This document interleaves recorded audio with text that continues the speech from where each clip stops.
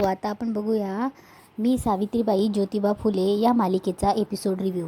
सावी काल ज्योती शाळेतून आला आणि सावी ज्योतीकडे येते आणि बोलते की मला तुमच्या दिवसभराच्या शाळेतल्या गमती सांगा ना. तेव्हा ज्योती बोलतो ते जाऊ दे गं, तुला नाही कळणार. तेव्हा सावी बोलते अहो सांगून तर बघा. तेव्हा ज्योती बोलतो ठीक आहे, तू मला तुझ्या दिवसभराच्या गमती सांग, मी तुला शाळेतल्या गमती सांगतो. तेव्हा सावी बोलते ठीक आहे. तेव्हा ज्योती बोलतो मी बी तुला सगळं ऐकवतो. तेव्हा सावी बोलते थांबा, पर आत्ता नका, मी समजा काम आवरते मग सांगा तुम्ही. तेव्हा ज्योती बोलतो बरं बरं. तेव्हा सावीला खूप आनंद होतो. सावी मग ती हातातली काठी तिथे रोवते, जेणेकरून ज्योती शाळेतून आल्यावर त्या काठीची सावली कुठपर्यंत पडेल यावर तिला कळेल की आता शाळेतून येण्याचा टाईम झाला म्हणून. आता रात्र झाल्यावर सावी सगळं किचन आवरत असते, सगळं सामान इकडे तिकडे ठेवते, मूग पाण्यात भिजत टाकते आणि बोलते की झाले बाई एकदाची कामं, आता कधी यांच्या जवळ जाते आणि त्यांच्या शाळेतल्या जमती ऐकते असं झालं आहे मला. तेव्हा सावी पाण्याचा ग्लास भरून ज्योतीसाठी घेऊन येते खोलीमध्ये आणि खोलीत येऊन बघते तर काय, ज्योती पुस्तक वाचताच झोपून गेलेला असतो. तेव्हा ज्योतीला झोपलेलं बघून सावी त्याच्याकडे बघत राहते आणि तिला आनंदही होत असतो की ज्योती शाळेत चाललं आहे म्हणून. तेव्हा ती कंदिलाचं लाईट कमी करते आणि तीही झोपायला जाते. दुसऱ्या दिवशी सकाळी सावी सगळं आवरून मस्त दारात रांगोळी टाकत असते. सावी रांगोळी टाकता ज्योतीची वाट बघत असते.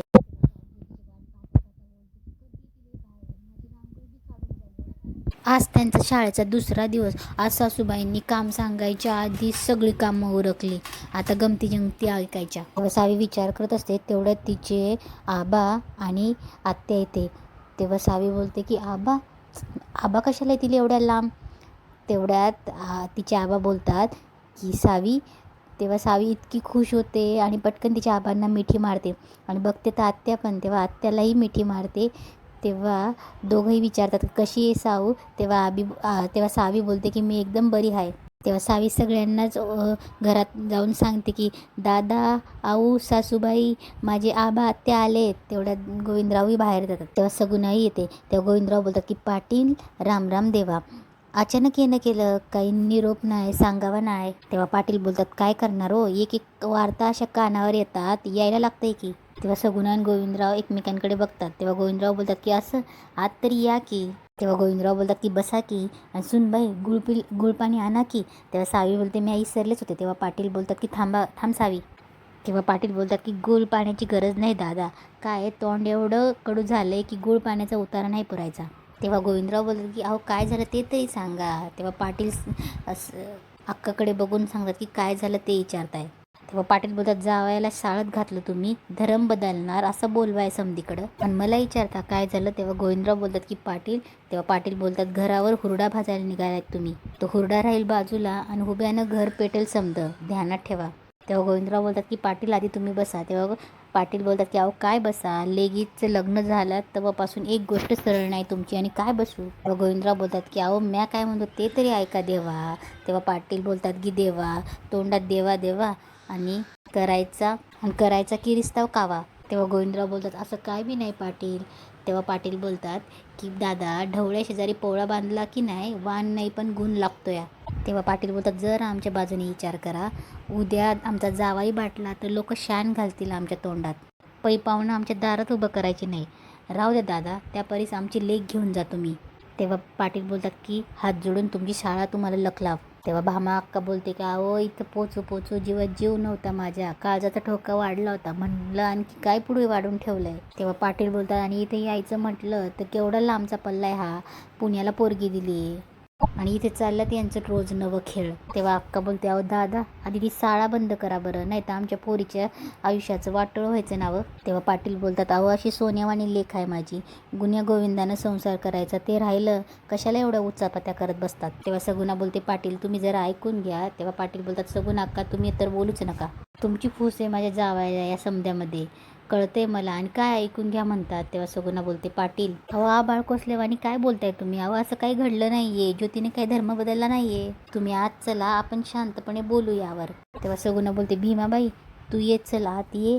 तेव्हा भीमा काही बोलत नाही. तेव्हा सगुणा बोलते अगं ये. तेव्हा भीमा अक्का मध्ये जाते. तेव्हा सावी बोलते आबा तुम्ही शांत व्हा, तुम्ही पाणी बी पिलं नाही, बसा ना आबा. तेव्हा पाटील काहीतरी बोलणार. तेव्हा सावी बोलते आबा बसा की. आबा तुमची सावी बोलते ना व मग बसा की. तेव्हा पाटील बसतात. सावी त्यांना पाणीही देते.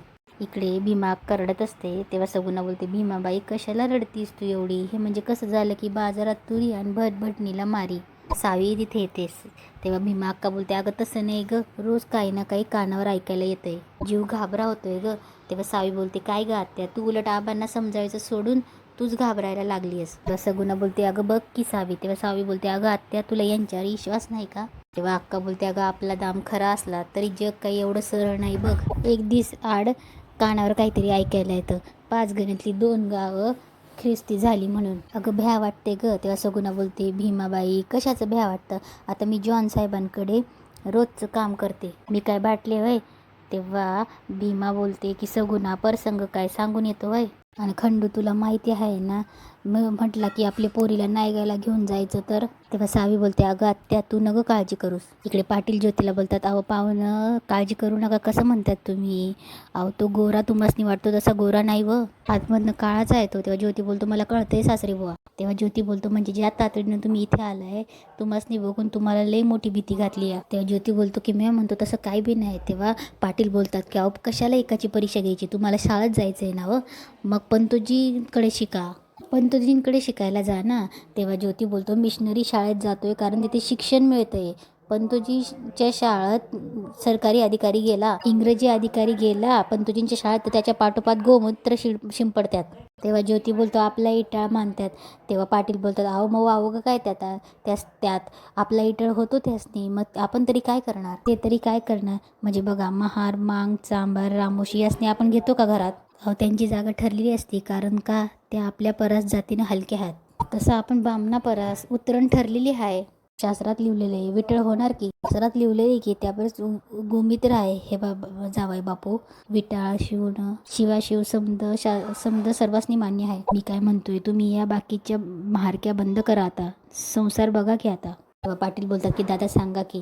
तेवढ्यात गपूर चाचा येतात आणि बोलतात की दादा. तेव्हा गोविंदराव बोलतात की अरे गपूर चाचा. पाटील हे आमचे मैत्र गपूर चाचा, आणि चाचा हे पाटील ज्योतीचे सासरे. तेव्हा गपूर चाचा त्यांना सलाम वालेकुम बोलतात आणि पाटील त्यांना राम राम बोलतात. तेव्हा गपूर चाचा बोलतात की बात का बतंगड हुआ हे मुझे पता चला. देखो पाटील बात तो सीधी सी आहे. ज्योतीनं शिकू नये असं लोकांना वाटतं, पण मला वाटतं ज्योती जर का शिकला तर त्याला चांगली नोकरी मिळेल, त्याच्या बायका पोरांचं भलं होईल. तेव्हा पाटील गपूर चाचांकडे जातात आणि बोलतात की वय का, आणि शास्त्रानं त्याच्यात काय लिहिलंय. तेव्हा गपूर चाचा बोलतात की शास्त्र म्हणतं शिकू नका, मला मान्य आहे, पण एक ऐका जर का ज्योती शिकला नसता तर तो या घराला कर्जातून बाहेर काढू शकला असता का, म्हणून शिकायला पाहिजे.